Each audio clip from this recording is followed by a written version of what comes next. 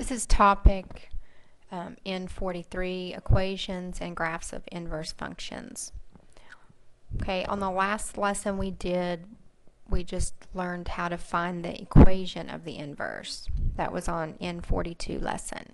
These are the 3 steps that we did. Today we're going to do those same 3 steps, plus we're going to do some new steps just to go ahead and sketch the graph after we find the inverse. Okay, and we're also going to look at the domain and range. Okay, example number 1, the square root of x. Okay, you need to know what it looks like. Okay, the plus 3 made the parent function go 3 steps to the left. Okay, so let's just start by making a little t-chart here. 3 steps to the left would be -3, 0. And since this is a square root function, we don't want any values to turn negative underneath the radical. So we're going to pick numbers to the right of -3. -2 plus 3 is 1. The square root of 1 is 1. And if we choose 1, 1 plus 3 is 4. The square root of 4 is 2. And we'll do one more. And when x is 6, 6 plus 3 is 9. And the square root of 9 is 3. Okay, now we have enough points, we can connect those to form the square root of x graph. Okay, the domain is all of your x values that are a part of the graph, and notice they start at -3 and they go to the right. So x is greater than or equal to -3. The range is going to start at 0 and go up, so y is greater than or equal to 0. The inverse function, we're going to switch out x and y and solve for y. To get rid of the square root, we squared the x and then minus the 3, so x squared minus 3 is our inverse function. Notice that this is a parabola, and the -3 made the parent function go 3 steps down. So our first point is going to be at 0, -3. Okay, to graph that, let's just take the original function and switch all the x and y coordinates that we have already graphed. Okay, that'll give us 0, -3, of course, which was our first point. And then 1, -2, 2, 1, and 3, 6.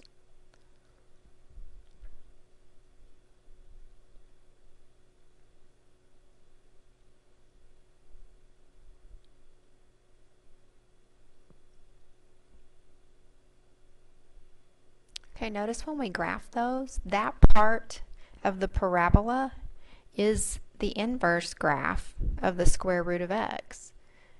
But since it's a parabola, we can also include negative values of x. So in the end, the 2 functions will not be inverses because they are not symmetrical.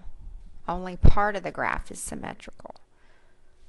Okay, so we're going to call this not inverses.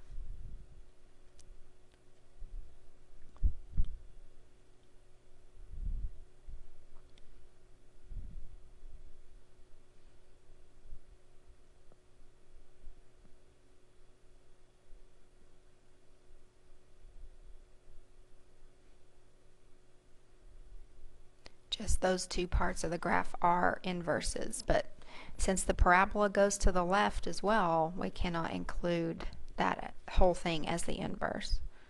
The range is going to be all y values greater than or equal to -3. Of course, your domain for x squared is going to be all real numbers.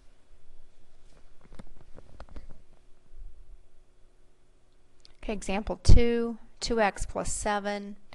It's a linear graph, so we'll just start off with the domain and range as all real numbers. Okay, the slope is 2 and the y-intercept is 7, and this is how you graph a linear graph. So y equals +7, and then from there we're going to go up 2 over 1 and down 2 left 1 to get more points on the graph.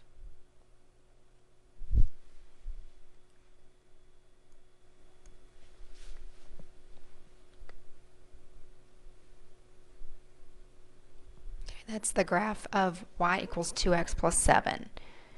Okay, now we're going to find the inverse of that.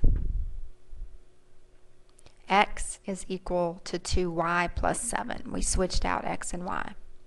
X minus 7 equals 2y. Divide by 2. And you get 1/2 x minus 7/2 equals y.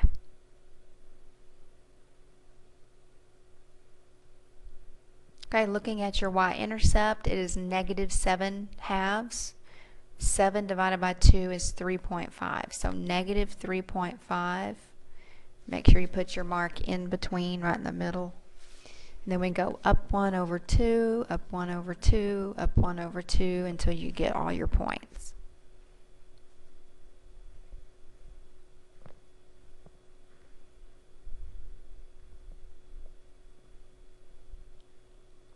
It's pretty easy to see from this graph that they are inverses of each other. The line y equals x goes right through the middle.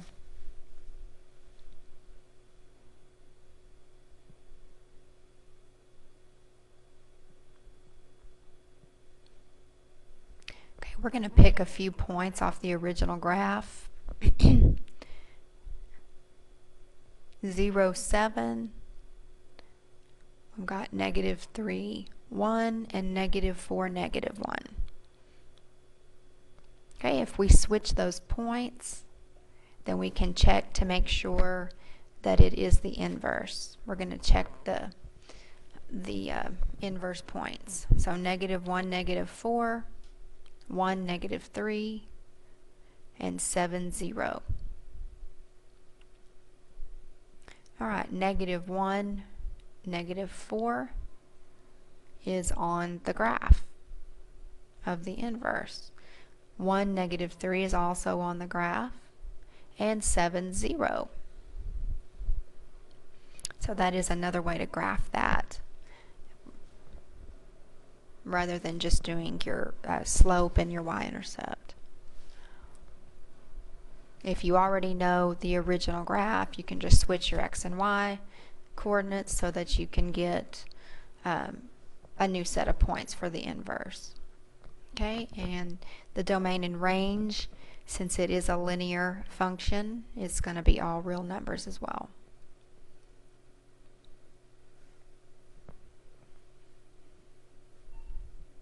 Okay, number 3. The parent function of x minus 1 quantity cubed is x cubed, and that graph looks like this.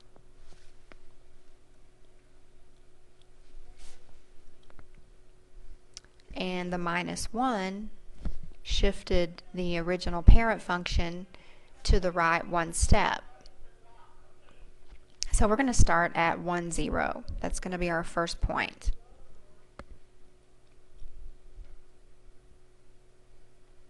Okay, let's pick some more values. 3 minus 1 is 2, and 2 cubed is 8. Negative 1 minus 1 is negative 2, and negative 2 cubed is negative 8. So let's go ahead and graph those. You can see that that does form the x cubed pattern.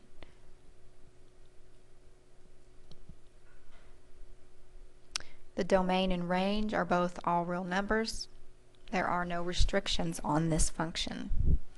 All right, to solve for the inverse, switch your x and y. To get rid of a cube, you take the cube root. Then we're going to move that 1 over. So the cube root of x plus 1. That's our inverse function. Okay, the cube root looks a lot like the cube graph, except it's turned sideways.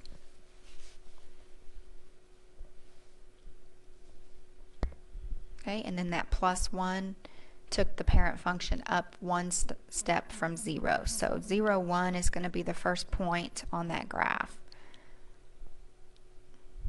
If we switch our previous points, we can see at least 3 points for the new graph. 0, 1, 8, 3, and negative 8, negative 1.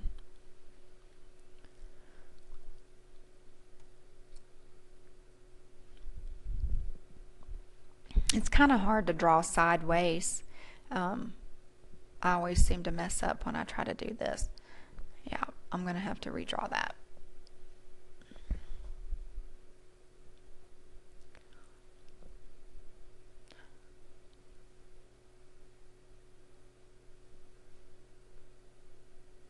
And there we go. It looks a little bit better. Okay. Now if you look at the line y equals x, you can see that that is symmetrical. Each original point will land on the inverse point. So they are inverses of each other. Okay, your domain and range for the cube root is all real numbers as well. Okay, notice the relationship between the domain and range of a function and its inverse. By now you should notice the pattern when you switch your x and y's. You get the reciprocal of its inverse.